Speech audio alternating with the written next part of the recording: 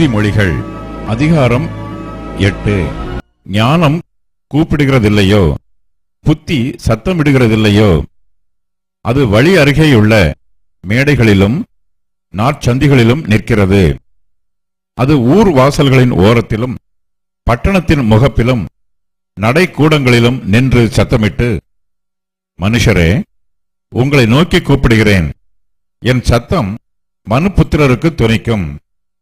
பேதைகளே, விவேகம் அடையுங்கள், மூடர்களே, புத்தியுள்ள சிந்தையாயிருங்கள். கேளுங்கள், மேம்பாடான காரியங்களை பேசுவேன், என் உதடுகள் உத்தம காரியங்களை வசனிக்கும். என் வாய் சத்தியத்தை விளம்பும், ஆகாமியம் என் உதடுகளுக்கு அருவருப்பானது. என் வாயின் வாக்குகளெல்லாம் நீதியானவைகள், அவைகளில் புரட்டும் விபரீதமும் இல்லை. அவைகளெல்லாம் புத்தியுள்ளவனுக்கு தெளிவும் ஞானத்தை பெற்றவர்களுக்கு யதார்த்தமுமாயிருக்கும்.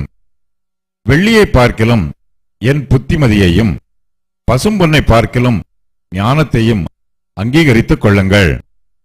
முத்துக்களை பார்க்கிலும் ஞானமே நல்லது, இச்சிக்கப்படத்தக்கவைகள் எல்லாம் அதற்கு நிகரல்ல. ஞானமாகிய நான் விவேகத்தோடு வாசம் பண்ணி நல் யுக்தியான அறிவுகளை கண்டடைகிறேன். தீமையை வெறுப்பதே கர்த்தருக்கு பயப்படும் பயம். பெருமையையும் அகந்தையையும் தீய வழியையும் புரட்டு வாயையும் நான் வெறுக்கிறேன். ஆலோசனையும் மெய்ஞானமும் என்னுடையவைகள்.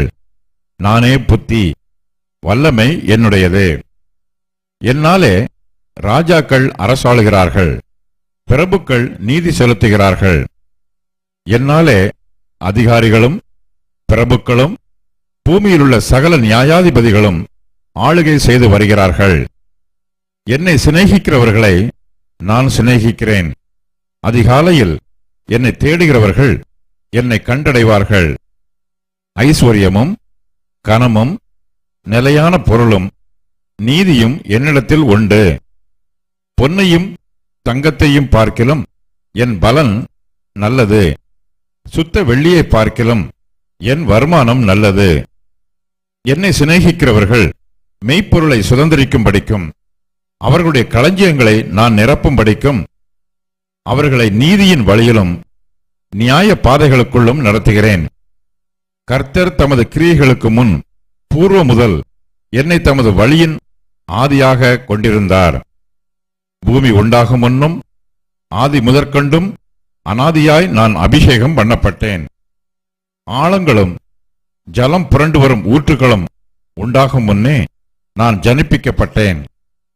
மலைகள் நிலை பெறுவதற்கு முன்னும் குன்றுகள் உண்டாவதற்கு முன்னும் அவர் பூமியையும் அதன் வெளிகளையும் பூமியிலுள்ள மண்ணின் திரள்களையும் உண்டாக்கும் முன்னும் நான் ஜனிப்பிக்கப்பட்டேன். அவர் வானங்களை படைக்கையில் நான் அங்கே இருந்தேன். அவர் சமுத்திர விசாலத்தை வட்டணிக்கையிலும் உயரத்தில் மேகங்களை ஸ்தாபித்து சமுத்திரத்தின் ஊற்றுக்களை அடைத்து வைக்கையிலும் சமுத்திர ஜலம் தன் கரையை விட்டு மீறாதபடிக்கு அதற்கு எல்லையை கட்டளையிட்டு பூமியின் அஸ்திபாரங்களை நிலைப்படுத்துகையிலும் நான் அவர் அருகே செல்லப்பிள்ளையாயிருந்தேன். நித்தம் அவருடைய மன மகிழ்ச்சியாயிருந்து எப்பொழுதும் அவர் சமூகத்தில் களி கூர்ந்தேன். அவருடைய பூ உலகத்தில் சந்தோஷப்பட்டு மனு மக்களுடனே மகிழ்ந்து கொண்டிருந்தேன். ஆதலால் பிள்ளைகளே, எனக்கு செவி கொடுங்கள். என் வழிகளை காத்து நடக்கிறவர்கள் பாக்கியவான்கள். நீங்கள் புத்தியை கேட்டு ஞானமடையுங்கள், அதை விட்டு விலகாதிருங்கள். என் வாசற்படியில் நித்தம் விழித்திருந்து என் கதவு நிலை அருகே காத்திருந்து எனக்கு செவி கொடுக்கிற மனுஷன் பாக்கியவான். என்னை கண்டடைகிறவன் ஜீவனை கண்டடைகிறான், கர்த்தரிடத்தில் தயவையும் பெறுவான். எனக்கு விரோதமாக பாவம் செய்கிறவனோ தன் ஆத்துமாவை சேதப்படுத்துகிறான். என்னை வெறுக்கிறவர்கள் யாவரும் மரணத்தை விரும்புகிறவர்கள் என்று சொல்லுகிறது. நீதிமொழிகள் அதிகாரம் 9. ஞானம் தன் வீட்டை கட்டி தன் 7 தூண்களையும் சித்திரம் தீர்த்து தன் கொழுத்த ஜந்துக்களை அடித்து திராட்சை ரசத்தை வார்த்து வைத்து தன் போஜன பந்தியை ஆயத்தப்படுத்தி தன் பணிவிடைக்காரிகளை அனுப்பி பட்டணத்தின் உயர்ந்த மேடைகளின் மேல் நின்று கூப்பிட்டு புத்தியீனனை நோக்கி, எவன் பேதையோ அவன் இவ்விடத்தில் வரக்கடவன். நீங்கள் வந்து என் அப்பத்தை புசித்து நான் வார்த்த திராட்சரசத்தை பானம் பண்ணுங்கள். பேதமையை விட்டு விலகுங்கள், அப்பொழுது பிழைத்திருப்பீர்கள். புத்தியின் வழியிலே நடவுங்கள் என்று விளம்புகிறது. பரியாசக்காரனை கண்டிக்கிறவன் இலச்சை அடைகிறான். துன்மார்க்கனை கண்டிக்கிறவன் தன்னை கரைப்படுத்திக் கொள்கிறான். பரியாசக்காரனை கடிந்து கொள்ளாதே, அவன் உன்னை பகைப்பான். ஞானமுள்ளவனை கடிந்து கொள், அவன் உன்னை நேசிப்பான். ஞானமுள்ளவனுக்கு போதகம் பண்ணு, அவன் ஞானத்தில் தேறுவான். நீதிமானுக்கு உபதேசம் பண்ணு, அவன் அறிவில் விருத்தி அடைவான். கர்த்தருக்கு பயப்படுதலே ஞானத்தின் ஆரம்பம், பரிசுத்தரின் அறிவே அறிவு. என்னாலே உன் நாட்கள் பெருகும், உன் ஆயுசின் வருஷங்கள் விருத்தியாகும். நீ ஞானியானால் உனக்கென்று ஞானியாவாய். நீ பரியாசக்காரனானால் நீயே அதன் பயனை அனுபவிப்பாய் என்று சொல்லுகிறது. மதியற்ற ஸ்திரீ வாயாடியும் ஒன்றுமறியாத நிர்மூடமுமாயிருக்கிறாள். அவள் தன் வீட்டு வாசற்படியிலும் பட்டணத்தின் மேடைகளிலும் ஆசனம் போட்டு உட்கார்ந்து தங்கள் வழிகளை நோக்கி நேரே போகும் வழிபோக்கரை பார்த்து, எவன் பேதையோ அவன் இவ்விடத்தில் வரக்கடவன் என்றும், மதியீனனை நோக்கி திருட்டு தண்ணீர் தித்திக்கும், அந்தரங்கத்தில் புசிக்கும் அப்பம் இன்பமாயிருக்கும் என்றும் சொல்லி கூப்பிடுகிறாள். ஆயினும் மரித்தவர்கள் அவ்விடத்தில் உண்டென்றும் அவளுடைய விருந்தாளிகள் நரக பாதாளங்களில் கிடக்கிறார்கள் என்றும் அவன் அறியான். நீதிமொழிகள் அதிகாரம் 10. சாலமோனின் நீதிமொழிகள்.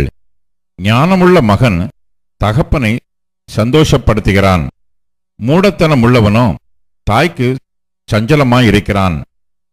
அநியாயத்தின் திரவியங்கள் ஒன்றுக்கும் உதவாது, நீதியோ மரணத்துக்கு தப்புவிக்கும்.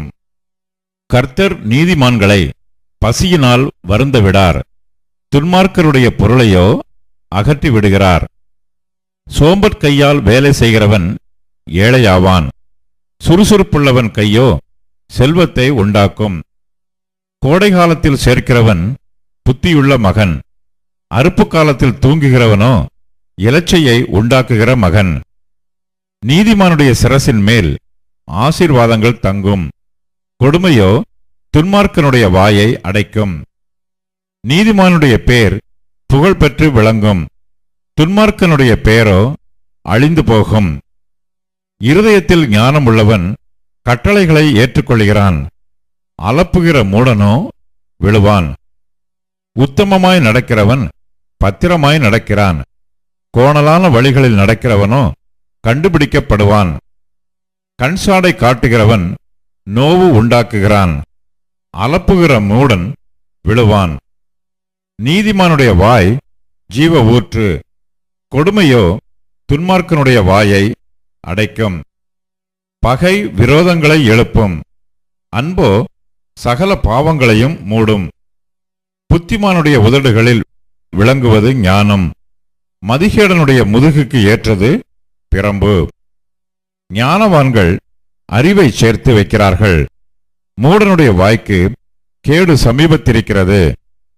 ஐஸ்வர்யவானுடைய பொருள் அவனுக்கு அரணான பட்டணம், ஏழைகளின் வறுமையோ அவர்களை கலங்க பண்ணும்.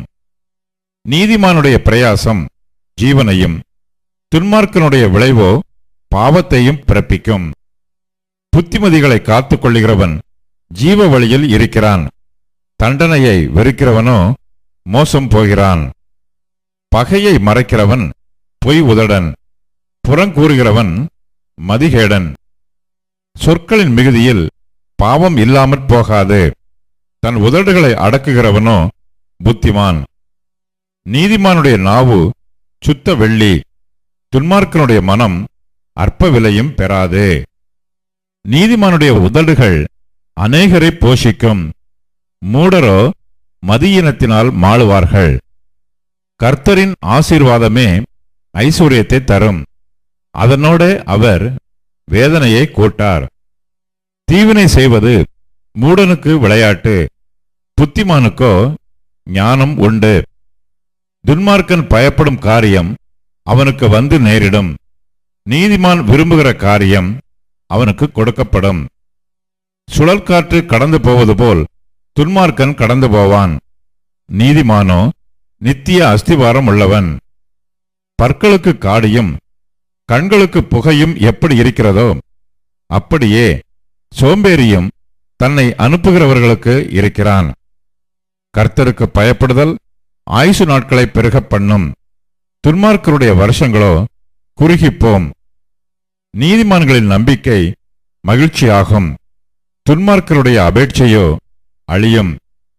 கர்த்தரின் வழி உத்தமர்களுக்கு அரண், அக்கிரமக்காரருக்கோ கலக்கம். நீதிமான் என்றும் அசைக்கப்படுவதில்லை, துன்மார்க்கர் பூமியில் வசிப்பதில்லை. நீதிமானுடைய வாய் ஞானத்தை வெளிப்படுத்தும், மாறுபாடுள்ள நாவோ அறுப்புண்டு போம். நீதிமான்களுடைய உதடுகள் பிரியமானவைகளை பேச அறியும், துன்மார்க்கருடைய வாயோ மாறுபாடுள்ளது.